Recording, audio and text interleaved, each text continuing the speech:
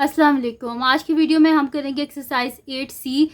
ये है जी mathematics book 3D3 7th edition जो न्यू एडिशन आया है उस एक्सरसाइज है ये। और इसका हम करेंगे क्वेश्चन नंबर 2। इसका जो क्वेश्चन नंबर 1 है उसके तीनों पार्ट में पहले करवा चुकी हूँ। उसका लिंक मैं डिस्क्रिप्शन में दे दूँगी। मैंने प्लेलिस्ट बना दी है, उसका लिंक मैं डिस्क्रिप्शन में दे दूँगी, आप वहाँ से देख लीजिएगा।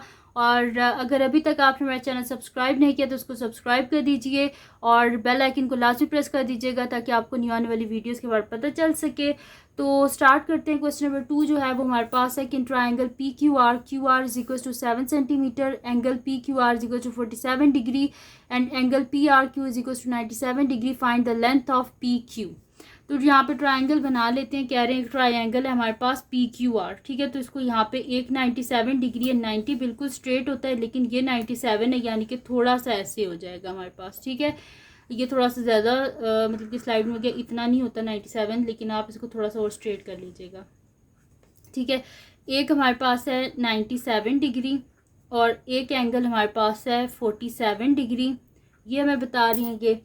तो 97 वाला कौन सा है हमारे पास, 97 वाला यहाँ पे आर आएगा और 47 वाला जो है इसमें यहाँ पे क्यू आएगा और यहाँ पे ऑटोमेटिकली पी आ जाएगा। तो ट्राइंगल पी क्यू आर, और इसमें इन्हें हमें और क्या चीज़ बताई हुई है, इन्हें हमें बताया हुआ है कि क्यू आर किसके इक्वल है, 7 सेंटीमीटर के, ठीक है।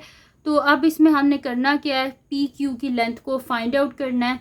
तो वो हम इजीली फाइंड आउट कर सकते हैं। यहाँ पे सबसे पहले जो अननोन एंगल है इसको फाइंड आउट करेंगे, फिर साइन रूल यूज़ करके यहाँ से हम फाइंड आउट कर लेंगे इसको, ठीक है। तो यहाँ पे मैं लिखती हूँ सोल्यूशन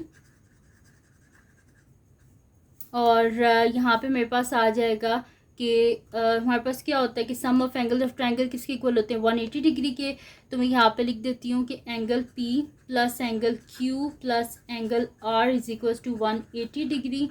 और रीज़न क्या होता है हमारे पास कि angle sum of triangle.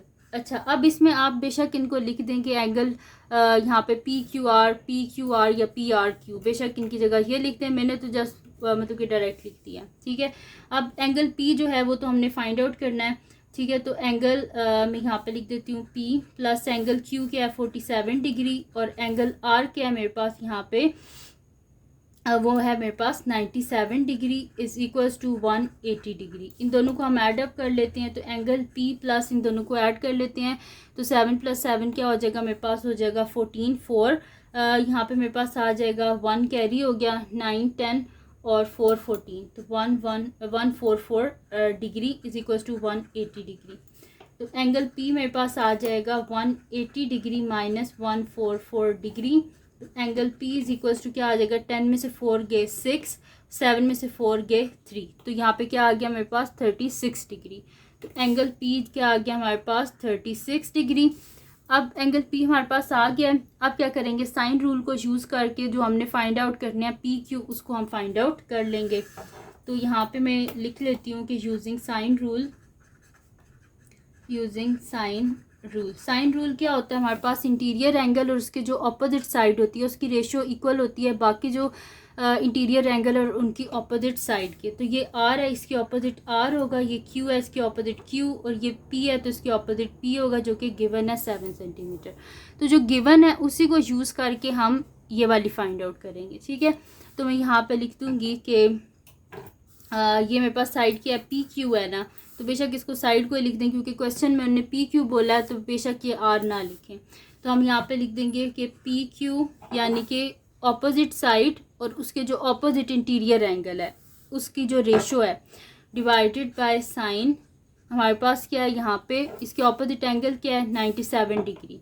Sign 97 degree is equals to, find क्या हमने करना है यहाँ पे, सॉरी जो हमारे पास गिवन है ये तो फाइंड आउट करना है ना, और जो गिवन है उसकी रेशो के इक्वल लिखेंगे। यानी कि हम लिखेंगे यहाँ पे कि 7, ये जो है गिवन साइड है 7 डिवाइडेड बाय मेरे पास आ जाएगा इसके जो अपोजिट एंगल है यानी कि साइन 36 डिग्री, ठीक है जी, ये हो गया। अब यहाँ पे मैं लिख लेती हूँ कि PQ डिवाइडेड बाय, यहाँ पे लिख लेते हैं साइन 97 क्या आएगा हमारे पास, साइन 97। तो साइन 97 मेरे पास आ जाएगा 0.9925। तो यहाँ पे लिख लेते हैं 0.9925 9925 is equals to 7 divided by sine 36 को फाइंड आउट कर लेते हैं। तो साइन 36 मेरे पास आ जाएगा 0.5878। तो 0.5878 इसको उधर मल्टीप्लाई कर देंगे। P Q is equals to 7 into 0.9925 divided by 0.5878। इनको मल्टीप्लाई कर लेते हैं हम। तो 7 मल्टीप्लाई बाय 0.9925, तो इसका आंसर मेरे पास आ रहा है 6.9475। 6.9475 डिवाइडेड बाय 0.5878। तो डिवाइड कर लेते हैं 0.5878। तो इसका आंसर मेरे पास आ रहा है 1181, लेकिन हमने 3 सिग्निफिकेंट फिगर्स तक लिखना है, तो 11.8 यानी कि 11.8। तो पी क्यू मेरे पास आ गया 11.8 और साथ में आ जाएगा सेंटीमीटर। तो पी क्यू को हमने फाइंड आउट कर लिया 11.8 सेंटीमीटर। ठीक है जी। तो ये थी जी आज की वीडियो जिसमें मैंने आपको करवाया एक्सरसाइज 8C का क्वेश्चन नंबर 2। तो अगर ये वीडियो आपके लिए हेल्पफुल है तो उसको लाइक कीजिएगा, मेरे चैनल को सब्सक्राइब कीजिएगा और बेल आइकन को लाजमी प्रेस कर दीजिएगा ताकि आपको न्यू आने वाली वीडियोस के बारे में पता चल सके। और जो मेरा सेकंड चैनल है जिसके बीच मेरी कुकिंग की, क्राफ्ट्स की, रिडल्स की वीडियोस हैं, उसका लिंक भी डिस्क्रिप्शन में, उसको भी सब्सक्राइब कर दीजिएगा और अपनी दुआओं में लाजमी याद रखिएगा। अल्लाह हाफिज़।